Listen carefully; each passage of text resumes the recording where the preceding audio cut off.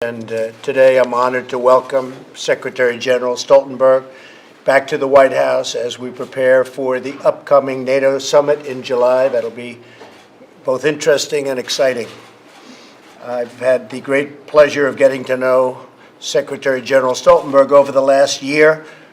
We've worked very closely together and improved very much with respect to everybody, the burden sharing. And we've really strengthened NATO and the NATO alliance. The strong working partnership we've forged has helped to produce significant increases in member state contributions. We've worked very hard on that. And I will tell you, the Secretary General has been working on that for a long time before I got there. But I think more progress, I can say with surety, more progress has been made in the last year and a half than has been made in many, many years. We're delighted to report that last year, as a result of our joint efforts, we witnessed the single largest increase in defense spending among European member states and Canada in a quarter of a century. That really is quite a spectacular achievement, so I congratulate you, and I congratulate you very much. We really have worked in many respects, but that was, I think, a big one. We had countries that were not paying what they were supposed to be paying. Now, most countries are, not all, and I think you'll be able to handle the ones that aren't, right? I have confidence. This afternoon, I want to thank the 7 NATO nations, in addition to the United States, who will meet their 2% NATO defense spending. Now, unfortunately, we pay much more than 2%, which is probably unfair, and unfair to the taxpayers of the United States. But the 2% number that's met is Poland, Romania, Estonia, Latvia, Lithuania, Greece, and the United Kingdom, and they're right up to snuff. They paid, they were on time, they paid the number that they're supposed to be paying. We have some that don't, and they'll be dealt with. As a result of these contributions, NATO is much stronger, taking in billions and billions of dollars more money than they ever have before. But as the Secretary General and I have discussed, more work needs to be done. We're still waiting on 20 member states to meet their NATO commitments and spend at least 2% on defense. And 2% is a very low number. The number really should be 4%. 2% is a very low number. In particular, Germany must demonstrate leadership in the alliance by addressing its long-standing shortfall in defense contributions. Germany has not contributed what it should be contributing, and it's a very big beneficiary, far bigger than the United States, frankly. In addition to that, as you know, they're buying massive amounts of gas from Russia and paying billions and billions of dollars. So I think that's something we'll be discussing later, and we'll be discussing that at our meeting and probably long before the meeting. We're going to successfully confront the full range of threats, and we're going to need every member state to honor its obligation. So as we've just said, some do and some don't. Today, the United States reaffirms our commitment to Article 5 and the Mutual Defense Pact. We renew our call on nations to demonstrate their commitment to the alliance through their actions, including by increasing their defense contributions under Article 3 requirement for preparedness and military capacity. You have to be prepared. You never know what's going to happen. I've also called on NATO to improve its counterterrorism capabilities. Since the founding of the alliance, terrorism has claimed more lives in NATO countries than any other security threat. Think of that. This was something that years ago wasn't even a subject. And I would talk about it all the time on the campaign, and in all fairness to Secretary General Stoltenberg, he listened to me, and they have a great counterterrorism operation. We appreciate that. I was therefore glad to see last May NATO adopted an action plan recommending the alliance to fight against terrorism, which is now becoming a fight all over the world, no matter where you go, places that 10 and 20 years ago you wouldn't have even thought about it. I also discussed with Secretary General Stoltenberg our commitment to stopping nuclear proliferation, including the denuclearization of the Korean Peninsula. We want a future of safety, security, peace for all Koreans and for the entire world. My administration is also committed to working with our allies to halt Iran's nuclear ambitions and their destabilizing activities all across the Middle East. No matter where you go, no matter where there's a problem, there's Iran right behind it. And we're not going to have that any longer. I have said before, our nations must be strong from within to defend ourselves from threats outside. The strength of the NATO alliance does not depend on military might alone, but also the deep ties of history, culture, and tradition that have long united our civilization. Now we must renew these ties and rededicate ourselves to our shared heritage. And a heritage, we want a heritage of peace. Strength, but peace. Strength, but peace. I want to thank you, Secretary General, for joining us at the White House. It's a great honor. And for working with us to fortify the NATO alliance, which has proudly stood for 7 decades as the bulwark of freedom, security, and prosperity. Together, we will make NATO and the NATO alliance stronger.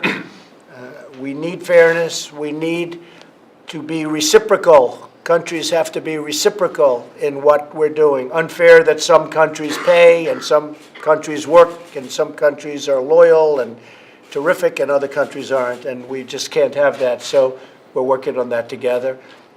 A great honor to be with you. Thank you very much. Thank you.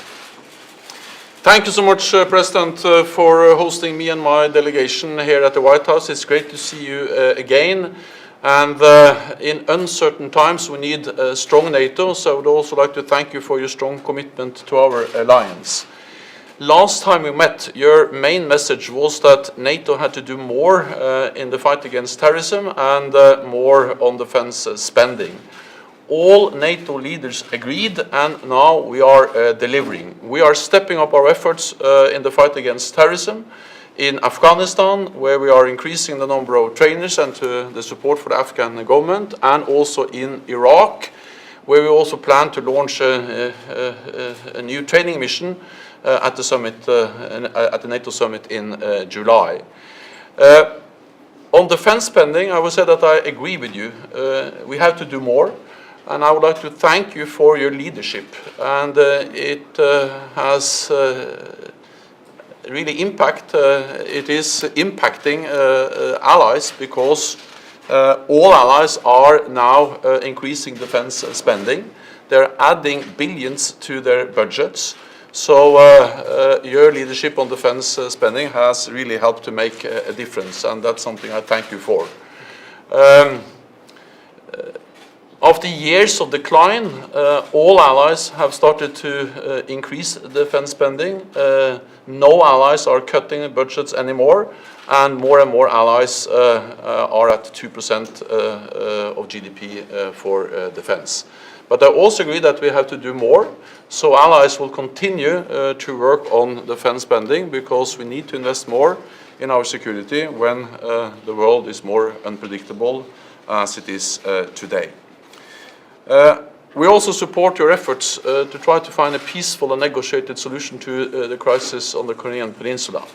The aim should be to denuclearize the Korean Peninsula, to make sure that there are no nuclear weapons there, and also to stop not only the development of nuclear weapons, but also the missile program. So therefore we support the initiative and their work for having a summit. We think it's important also to make sure that we still have pressure on North Korea, and North Korea has to seize this opportunity, this historic opportunity, to solve the crisis on the Korean Peninsula. So once again, thank you so much for your strong commitment to our alliance, and I look forward to continuing our discussion and to address these issues and many others. Thank you very much. Thank you. Mr. President? Sir, could you clarify the context of your use of the word animal yesterday and referring to some people who... Well, it has nothing to do with this meeting, but I'm referring, and you know I'm referring, to the MS-13 gangs that are coming in. And I was talking about the MS-13, and also, and if you look a little bit further on in the tape, you'll see that. So I'm actually surprised you're asking this question, because most people got it right. But I'm saying the MS-13, you don't have that where you come from. MS-13, these are animals. They're coming into our country, we're getting them out. They come in again, we're getting them out. We need strong immigration laws. We have the weakest laws in the entire world. We have laws that are laughed at on immigration. So when the MS-13 comes in, when the other gang members come into our country, I refer to them as animals, and guess what? I always will. But we're getting them out by the thousands. But it's a big, dangerous job, and they're able, in some cases, to come back in, or new groups come in, also from the gangs. Thank you. Mr. President, Yes. we have a... Mr. President, do you want NATO to play a bigger role in Syria, especially that you, sir, announced before that you wanted the U.S. troops to withdraw? Will NATO take place of the U.S. troops there? Well, I think we helped Syria actually by withdrawing from the Iran deal, which was a terrible deal for the United States, I think for the world. And I think Syria, hopefully, Syria will start to stabilize. You see what's been happening. It's been a horror show. And I have great respect for Syria and the people of Syria. These are great people. I know people from Syria. These are great people. It was a great culture before it was so horribly blown apart. A place where people would go, where they had tremendous professional people, as you know, doctors and lawyers. And it's friends of mine from the Middle East that say, we used to go to Syria. That was a place to go. And you look at what's happened. It's so sad. But I'd like to see Syria come back. I think we've gone a long way to helping it with what we did with respect to the Iran deal. And you'll see what I mean by that over time. A lot of things will happen. Mr. President, you have a guest from Norway here today. Norway is the country who hands out the Nobel Peace Prize. A lot of your supporters says that you deserve the Nobel Peace Prize for what's happening with North Korea. What do you think you have to achieve in the upcoming summit to deserve a Nobel Peace Prize? Well, I don't know. I want to have peace in the world. That's what I really want. More so than the Nobel Peace Prize or any other prize. I'd like to see peace ideally in the Middle East, but in the entire world. And I think we have a chance of doing it. North Korea is going to be very important. It's a tremendous part of the world. I think it's got tremendous potential. I think it's got tremendous potential for its leader and for its people. But we'll see how it all works out. Right now, we're dealing with them. We're dealing, as I said just a little while ago, we're dealing as though nothing happened. They're dealing with us. We're dealing with them. They're working out times and meeting places and everything. But in the meantime, if I read your various media, I find that maybe it's not going to take place. If it doesn't take place, that's fine. And if it does take place, I think some tremendous things can happen. We'll see what happens. Do you think it's happened in your case to pull the U.S. out of the Iran deal, a deal that countries like Germany, France, and Yeah, I think it's a great thing that the U.S. is out of the Iran deal because it was a ridiculous deal for the U.S. and it's a ridiculous deal for the world.